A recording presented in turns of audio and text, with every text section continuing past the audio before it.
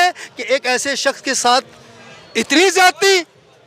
कोई इंतहा होती है जुल्म की, कोई हद होती है जुल्म की। मरियम नवाज तू चले जा अमेरिका और इमरान खान भी तेरे साथ चला जाता है, देखते हैं किसकी इज्जत होती है। आज वो उसके मुखालिफ आवाज़ लगा के भी उसकी इज्जत है। उमर मुख्तार ने कहा था जब उसके फांसी के पंदे पे लगाया था ना, लीबिया का 1934 का ये वाक़या है, जो जर्नल उसको फांसी लगा रहा था ना, उमर मुख्तार ने कहा मेरी बात याद रखना, सुबह मेरी कौम से ये बात ना जाके नहीं कहना कि उमर मुख्तार अपनी ज़िंदगी की भीख मांग रहा था, लेकिन तू एक बात ज़रूर याद रखना, मैं तुझसे ज़्यादा जिंदा रहूँगा, मैं तुझसे ज़्यादा जिंदा रहूँगा। जिसने उमर मुख्तार को